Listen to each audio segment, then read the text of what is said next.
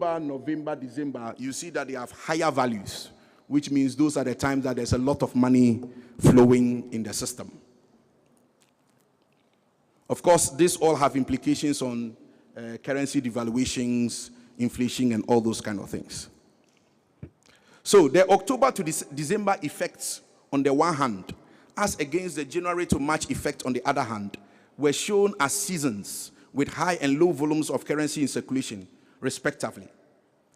In this study, were shown as high volumes of currency in circulation, respectively. Secondly, a predictive model was used to see how it has been changing over the years. So the next graph you see here tells you of how it has been doing since the 1990s. And you can see that the pattern is actually the same pattern, but it's increasing as it goes. And this was as at the year, I think, 2003 or something. Was it 2012? So I'm sure if we want to extrapolate this to 20, well plotted. 3 publications of treasury bills were also done. Firstly, a time series modeling the treasury bills of Ghana using data from the Bank of Ghana.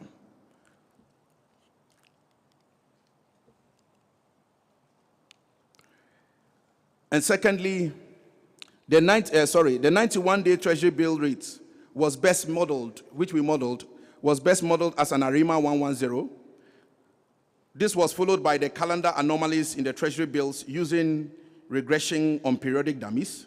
The results revealed a pronounced month of the year effect on both the 91-day and the 182-day treasury bills rate. The third study was on the impact of the yield curve on the treasury bill. Return of yield are obtained from shorter yields to maturity periods. Thus, the results revealed that the 91-day treasury bills which represent the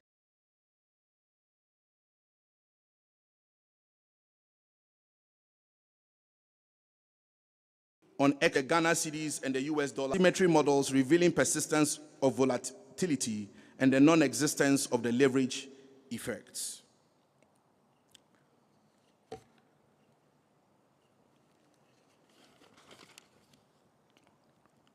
There are other publications in education, agric.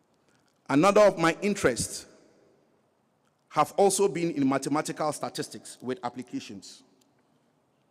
These have led to a number of exponential Rayleigh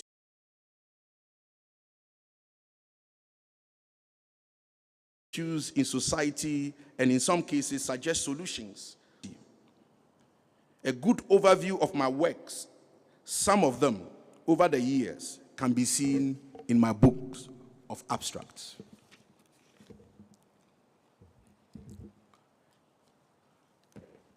So some achievements are in this auditorium and at various universities in Ghana.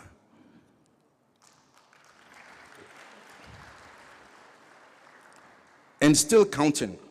Some of these students I have assisted and still assisting in supervising their PhDs are not only in Ghana, but also in Nigeria, USA, and other parts of the world. I have also supervised over 40 master students to successful completion. In fact, some of my students are professors.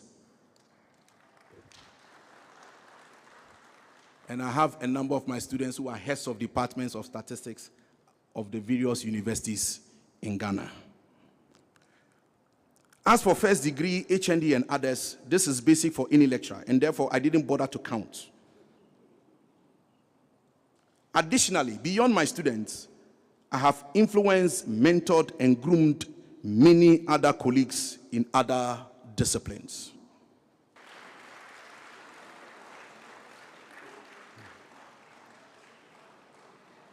So they are professors, heads of. I am humbled to be part of the ADESTAT's statistical experts in Africa,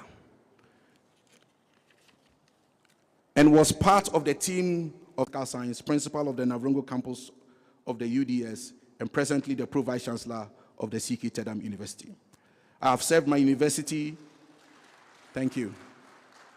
I've served my university, that is the UDS and the CKT UTAS, in several capacities and at various levels. I have been chairman of several statutory boards and committees at the departmental, faculty, campus, and university levels, and a member of even many more. Indeed, I continue to do so as Pro-Vice Chancellor. I have led the Faculty of Mathematical Sciences, which now is the School of Mathematical Sciences, as well as the promotion of several well-qualified and high-quality staff in academia. The greatest legacy of any academic is the quality of its products, that is, the students.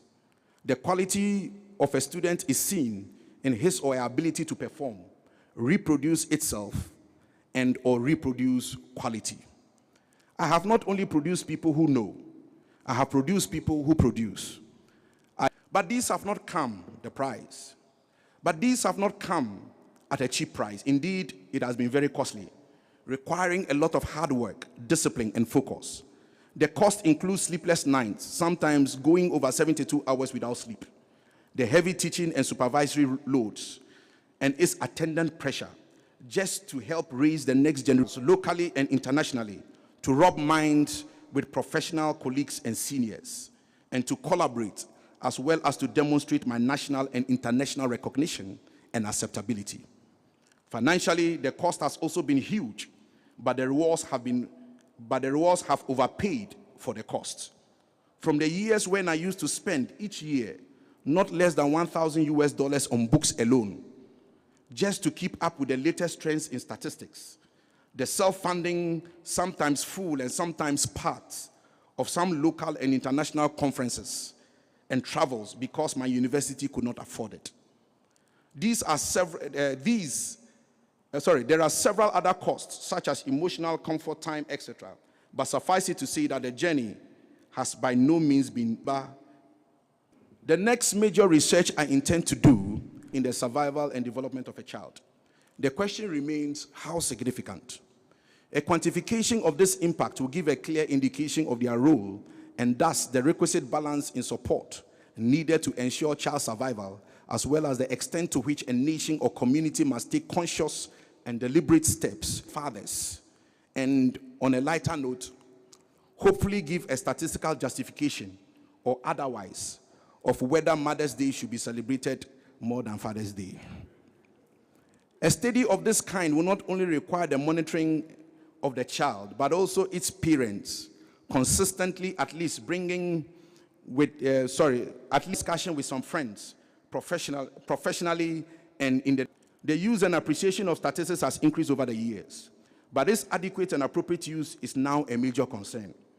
The science of statistics must take its place as an instrument of truth and a servant of reform.